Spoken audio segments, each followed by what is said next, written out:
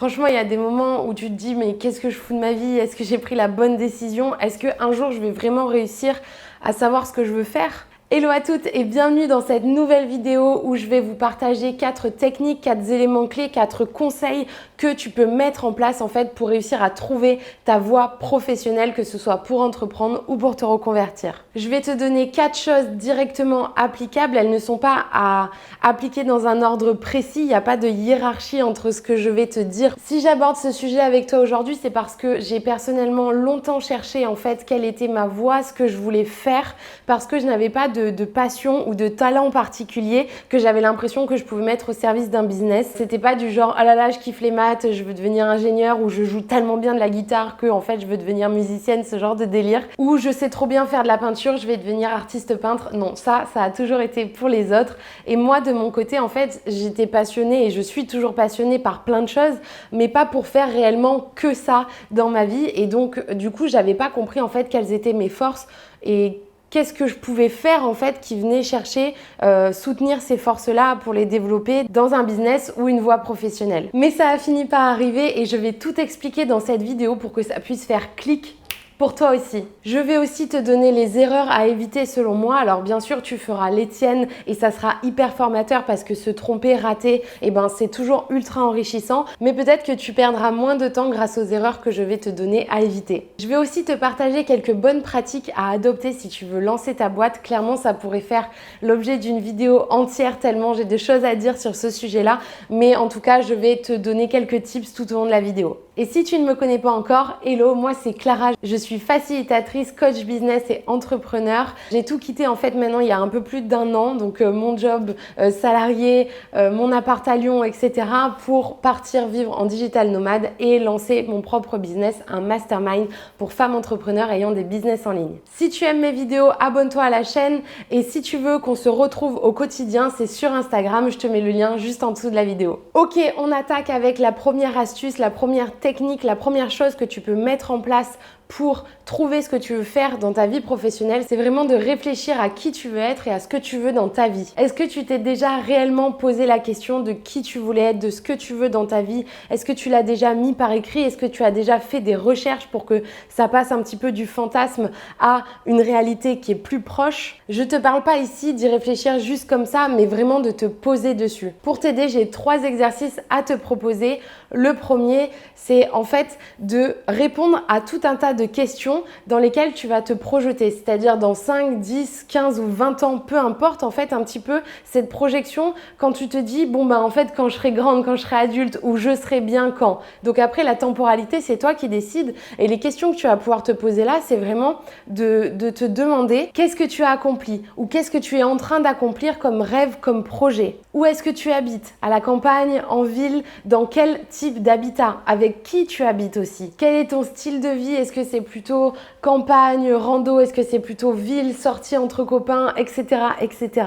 Au niveau pro, est-ce que tu as une équipe ou est-ce que tu travailles toute seule? Est-ce que tu travailles en télétravail ou plutôt dans des bureaux, dans des espaces de coworking? Quelles sont les relations que tu nourris? Avec qui tu passes le plus clair de ton temps? Quelles activités en dehors du boulot est-ce que tu fais? Quel est le rythme de tes journées? Quelles sont les activités principales? Quels sont les horaires à peu près qui te correspondent? Et aussi, combien tu dépenses par mois? Alors, tu peux aussi tourner la question en combien tu gagnes par mois, mais tes dépenses, ça te permet aussi de comprendre quel est le lifestyle que tu veux avoir. Et ça va te permettre de déterminer avec plus de clarté quelles sont tes ambitions, quels sont tes rêves et quelle est la vie en fait dans laquelle tu te projettes et dont tu as envie tout simplement. Et qui tu veux être, pas seulement au niveau pro, mais aussi au niveau perso, quelle femme accomplie tu veux être. Du coup, ça t'aidera aussi à savoir vers quoi tu veux te tourner professionnellement, puisque tu auras réuni toutes tes envies, donc ça te permettra aussi de potentiellement trouver un travail qui te permettra de réunir tout ce que tu as posé sur le papier. Deuxième exercice, c'est vraiment en fait de faire un état des lieux des personnes en fait qui t'inspirent, que ce soit tes proches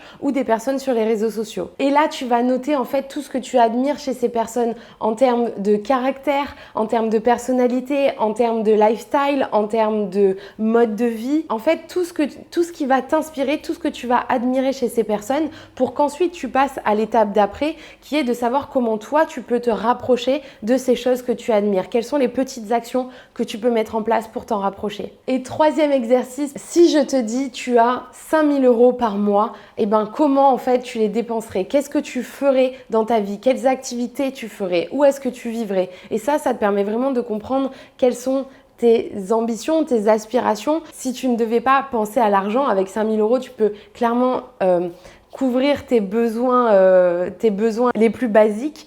Et donc du coup, qu'est-ce que tu ferais sans cette pression financière? Ok, on passe à la deuxième technique pour savoir en fait vers où t'orienter et comment trouver ta voie professionnelle.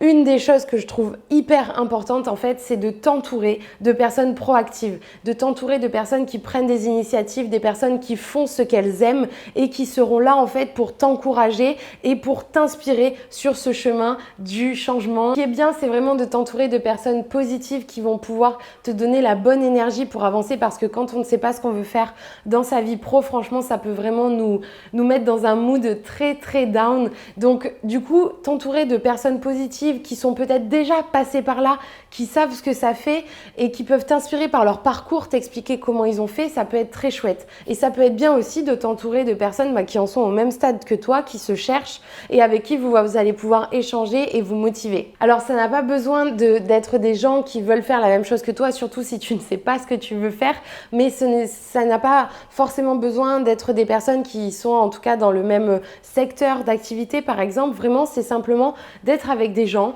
qui ont envie de briser leur chaîne un petit peu et de vraiment se donner les moyens d'aller chercher ce qu'ils ont envie de faire dans leur vie, qui sont dans cette énergie d'avancer, même s'il y a des jours qui sont un peu plus difficiles que d'autres, et vraiment de te mettre dans cette bonne dynamique. Deux choses que tu peux faire pour mettre en place cette deuxième technique, c'est soit d'un côté contacter des personnes justement qui sont passées par là où tu en es actuellement et que tu n'en aurais pas dans ton entourage, et ben contacter ces personnes-là et les interviewer ou leur poser des questions par mail pour en fait qu'ils te partagent leur expérience et qu'ils te disent comment ils ont fait pour justement trouver leur voie, ou en tout cas comment ils ont fait pour accéder à tel ou tel type de métier ou monter tel ou tel business qui toi potentiellement pourrait t'intéresser. Vraiment, n'hésite pas à contacter ces personnes, vas-y au culot. La plupart des gens adorent aider les autres et s'ils ont le temps de répondre à tes questions, que ce soit sur une interview ou par mail, ils le feront. Les gens adorent raconter leur vie et pouvoir être utile. Et la deuxième chose que tu peux faire pour mettre en application justement cette deuxième technique pour trouver ta voie professionnelle, c'est vraiment en fait de te trouver un groupe de soutien,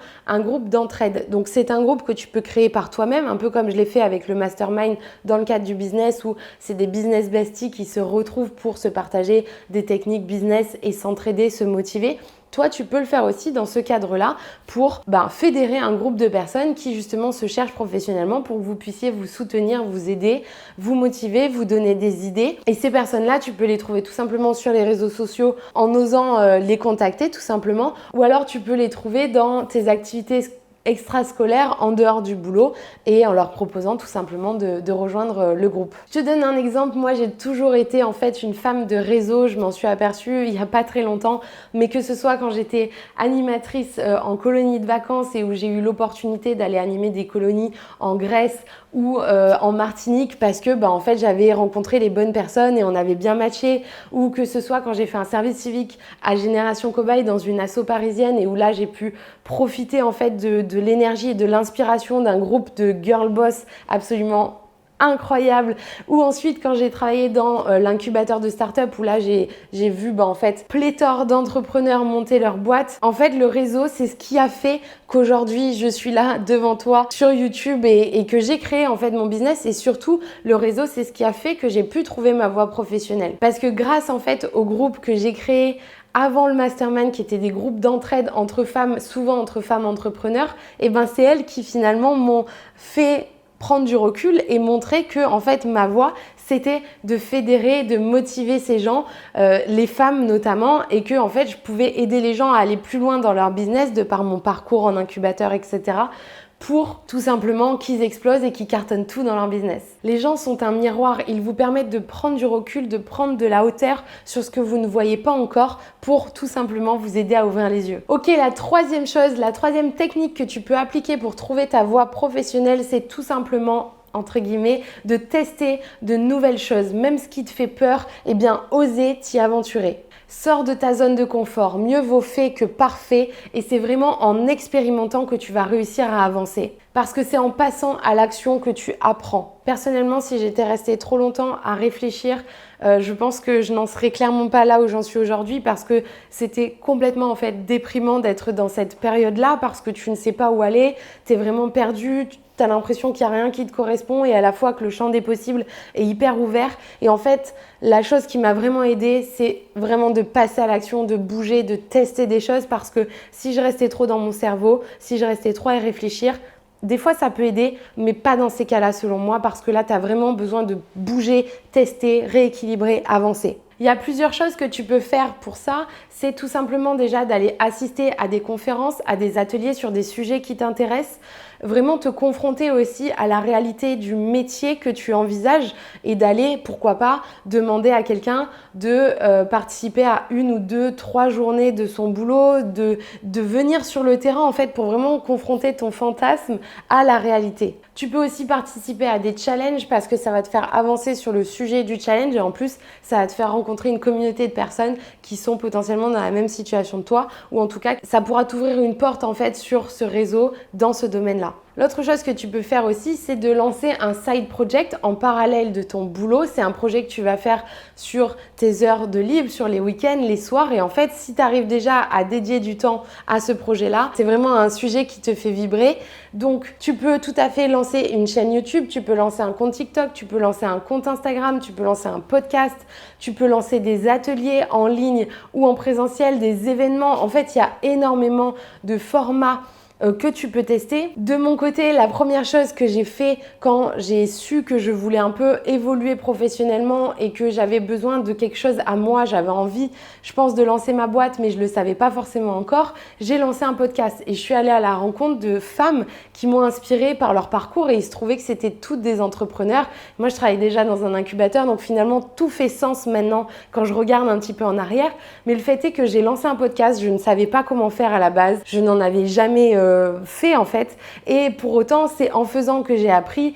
J'ai même eu une apparition dans le magazine Elle, c'était complètement fou pour moi à l'époque. Et voilà, par la suite, en fait, j'ai lancé une première formation pour aider les femmes à entreprendre. C'est une formation en ligne. C'est les premiers euros en fait que j'ai générés avec un business. Et honnêtement, c'est formateur de ouf et ça m'a permis aussi de voir si c'était vers ça que je voulais m'orienter ou pas. Par la suite, je suis passée par plein d'autres thématiques comme le body positive ou le développement personnel. Le fait est qu'aujourd'hui, je reviens à l'entrepreneuriat féminin, mais voilà, ça m'a permis d'explorer en fait, ça m'a permis de me trouver tout simplement. Et si tu as peur de mal faire, si tu as peur de lancer une chaîne YouTube ou un compte TikTok, prends juste quelques secondes pour réaliser que tu es la reine de ta vie et que globalement en fait on s'en fout de ce que pensent les gens parce que les gens qui vont te critiquer, si critique il y a, déjà normalement ce sera pas devant toi et puis en fait ce sont des gens qui soit auraient voulu faire ce que tu as le courage de faire, soit juste ils ne comprennent pas en fait pourquoi tu fais ça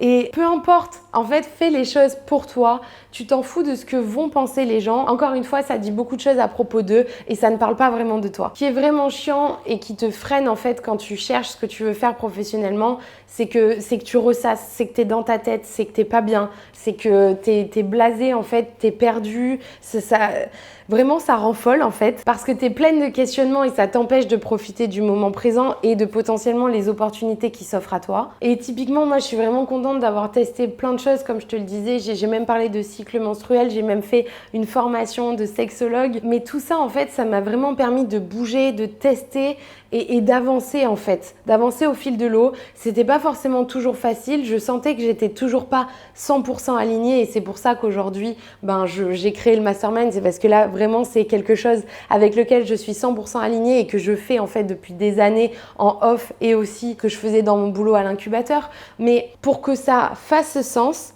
pour que ça m'ouvre les yeux, il a fallu que je teste plein d'autres choses. Parce qu'au moins, ça me mettait dans une nouvelle énergie et en plus, j'étais fière de ces choses-là que je lançais, même si c'était pas parfait, même si je voyais pas encore que c'était ça que je voulais faire, mais voilà, encore une fois, ça me mettait dans une bonne dynamique et ça m'ouvrait des portes et ça me faisait créer des opportunités tout simplement. D'ailleurs, petit tips entrepreneuriat, dès que je lançais quelque chose, que ce soit sur du body positive, du développement personnel ou de la sexologie, je faisais toujours un sondage auprès de ma communauté ou auprès de personnes dans des groupes Facebook par exemple. J'allais voir s'il y avait des bouquins qui abordaient ce besoin-là, ce problème-là, ce sujet-là, ou s'il y avait des podcasts qui en parlaient, etc. Parce que la pire chose que tu puisses faire quand tu entreprends, c'est vraiment de penser que tu as la science infuse et ne pas te confronter au marché. Vraiment, ce qui est important, c'est de comprendre s'il y a des personnes qui partagent problèmes que toi, tu as envie de résoudre et qui est vraiment un réel besoin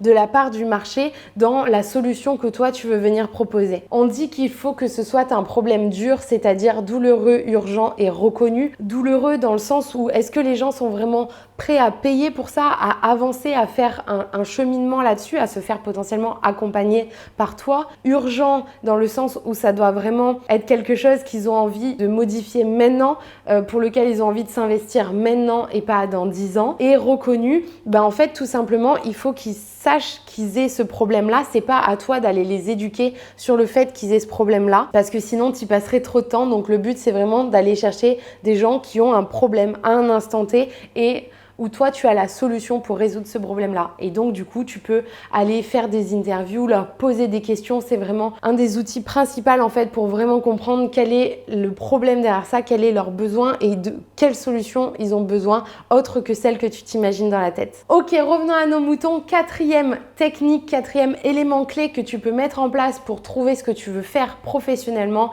c'est vraiment de te faire accompagner, que ce soit pour monter ta boîte ou pour te reconvertir, parce que souvent ça peut être un élément qui va te faire gagner du temps et qui va te permettre d'avoir plus de clarté en fait, tout simplement. Parce que parfois on est trop perdu et du coup on a vraiment besoin d'aide pour y voir plus clair et surtout oser avancer. Pour te donner un exemple, moi quand j'étais perdue, mais vraiment au niveau pro, je me suis fait démarcher par une coach qui était en école et qui avait besoin de s'entraîner en coaching. Et puis moi, j'avais jamais essayé en fait vraiment le travail avec une coach certifiée. Donc j'ai dit oui, on a fait 3 ou 4 séances ensemble.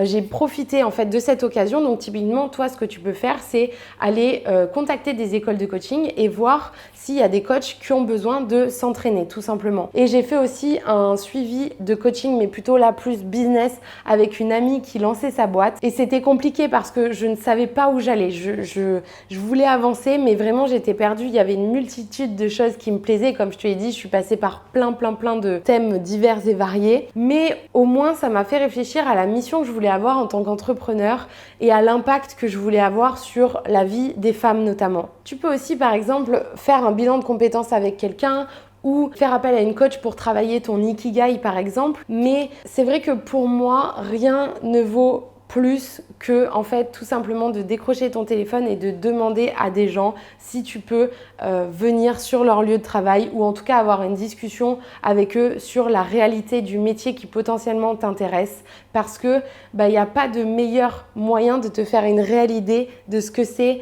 ce que sont les métiers que peut-être tu as en tête actuellement. Et puis franchement, les gens disent plus souvent oui qu'on ne le pense, parce qu'encore une fois, s'ils peuvent être utiles et inspirants, ils le feront avec plaisir si c'est possible. Et tu vois, une des erreurs que je pense que j'ai fait ces dernières années, c'est en fait de changer un petit peu trop souvent de sujet que je voulais aborder, typiquement par exemple sur mon compte Instagram. En fait, ça m'a appris de commencer tout ça, mais j'allais jamais jusqu'au bout de la démarche, parce que finalement, je parlais d'un sujet, mais j'étais pas réellement convaincue, ou j'étais convaincue, mais je savais pas par quel bout le prendre.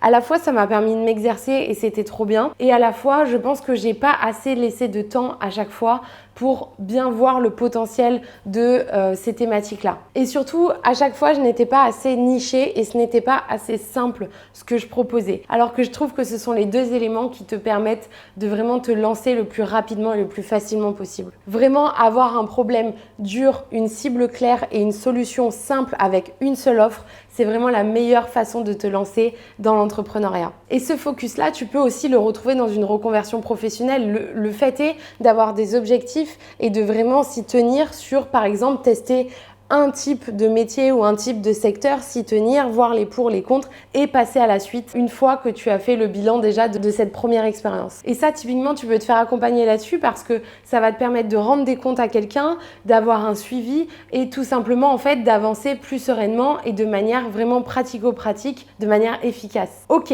je te fais un récap des 4 techniques qui peuvent t'aider à trouver ta voie professionnelle et ce que tu veux faire professionnellement dans ta vie. La première, c'est vraiment de réfléchir à qui tu veux être et ce que tu veux faire dans ta vie.